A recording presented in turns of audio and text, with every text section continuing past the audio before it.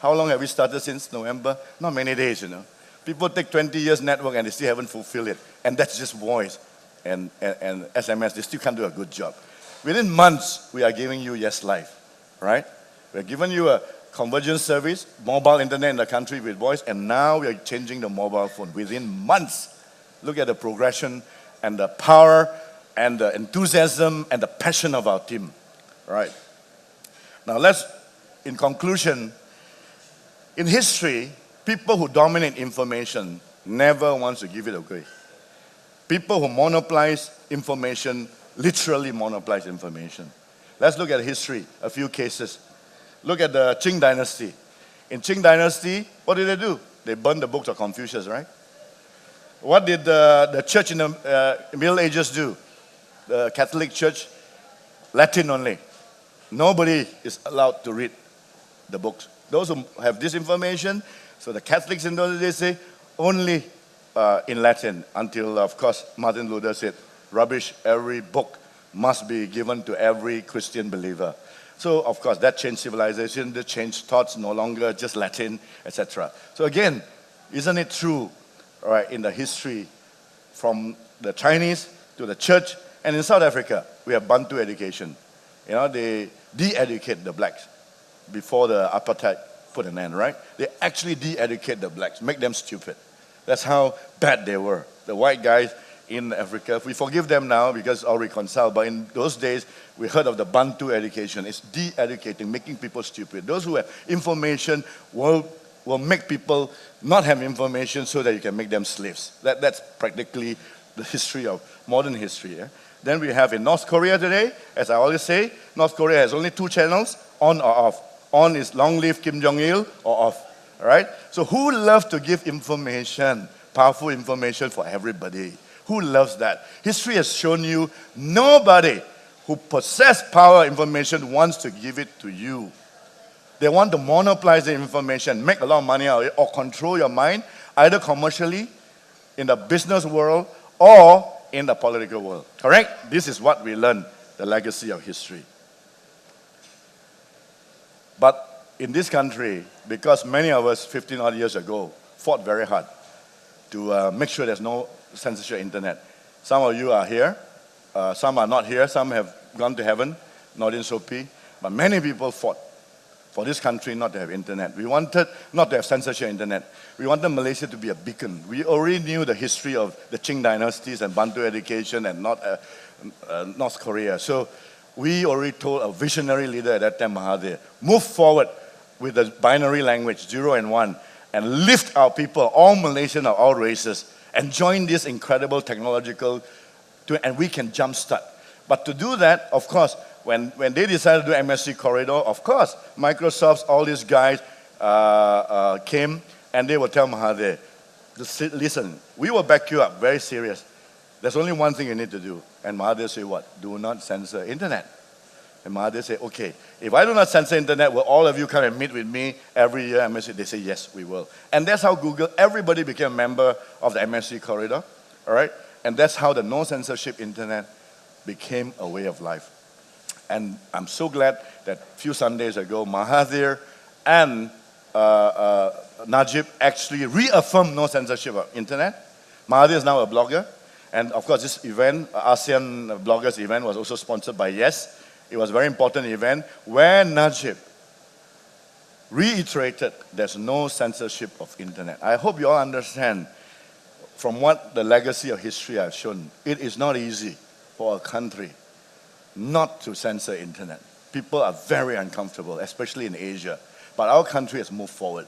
And that's why 4G can move forward. If a culture was not established not to censor internet, there is no way a government would give a 4G network to an independent people like us. The 3 of us that happened to get the network, remember, were the ones that fought the telcos and brought down the price of phone calls by 93% on the fixed calls, IDD calls, and about 50% on the mobile phones. And the 3 people, VoIP guys, who brought down the price of mobile phones for you were the ones that were given the 4G network. For once, the government understood no censorship of mobile internet. Okay, mobile internet is very important. Let's give some guys the chance if they have the capability, give an alternative network and make them push the 4G technological digital world forward. That's how a 4G network can actually be established in this country and nowhere else. Nowhere else, nationwide. In Europe, they are trying, I already told you, some of you got my lectures on FaceTime. In Europe, they are trying to even sue regulators for issuing 4G licenses because 3G boys want to make money first. They say you cannot. They are stopping 4G. Stopping 4G means stopping civilizations, stopping the power of Google, stopping all the things that we need for our kids and for us to do commerce and learning, isn't it? Stopping Khan Academies and Stanford lectures live for free. Stopping all of this. To make some money on phones, you want to stop our kids and ourselves from advancing in civilization? Do you want to live in caves with few drawings? Is that what you want? Well, China has learned this lesson, isn't it? With all the articulation that they had, if they had moved forward and not looked inwards, right? The 26-letter guys, the barbarians ones, would not have surpassed them. They had an open mind with the 26 alphabet, and they moved on. Open knowledge, open library, universities of their open mind, and that's how they became so progressive. That is legacy that we must remember. So number one, those who had the power of information history monopolize them and do not want to give it. Are we like that? No. I already told you the $1 story. We are giving it for $1. Okay? You can use the power of the network of all these libraries in the world now at the tip of your fingers with an iPhone, get a Yes Live to call or come to a 4G network with our data, and that's it. You have the access to 7 hours of surfing and you can distribute them, right, powerfully to your people, right? And the second thing to remind you today is being progressive like us people in Malaysia, and some of you are very progressive here, fund managers, press, some of you are very forward-looking, doesn't mean you'll be successful. I want to remind you, the ability to harness information well, distribute it, use it, makes or breaks an organization, a government, a commercial entity, or anything. So let me give you a few examples. Gutenberg, who invented the printing press, died a bankrupt. Schubert, who composed music, had to sign on a napkin to pay for his dinner. None of these great guys actually capitalized on the great works that they have. We talk about Edison, the inventor light, did not become a billionaire. Edison did not become a billionaire, right? So those who did not harness technology and use it powerfully, even though they are very progressive in history, has proven that they also cannot win this game. So what I'm saying is this. There's no more excuse for Malaysians, right? Today, you heard the legacy of history. Today, you understand today. It is true.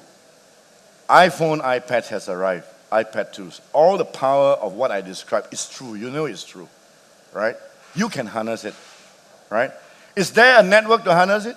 In Africa, because there's no network to harness it, the people will be backward. You know that, right? You know, when there's no internet, people want this information in Africa, but if there's no internet, you can't harness it. Sorry. So Africa, you wait. Correct? It's quite sad, isn't it? The world we live in.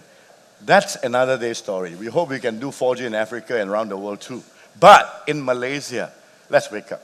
Let's wake up. What is it today? Yes, Wing is going to talk to you shortly about how great we are on the invention of this. But I just want to wake up everybody. Please, you got to harness this culture of non-censored internet has brought about this 4G network. And this 4G network has already allowed some awesome inventions of mobile internet with voice, and now reinventing the mobile phones. Already in our own country, we have seen world-class technologies, world-class breakthroughs in the way we think forward. We are in the head now and not the tail. As an organization, YTL, we will use this culture to do not only this business, we use this culture to do our water business, our hotels business. We're going to use this, harness this information, using all the around you, everything. We are going to harness this information and empower sales in all divisions, not only this internet as a business. Definitely. We are already having exponential increases in productivity and efficiency. And now back with a 4G network, right? The best network in the world, proven that can do FaceTime. I'll be very sad if all of you don't join me in this journey to transform yourselves and others and this great country to greatness. Ladies and gentlemen, thank you very much for listening to me. Thank you.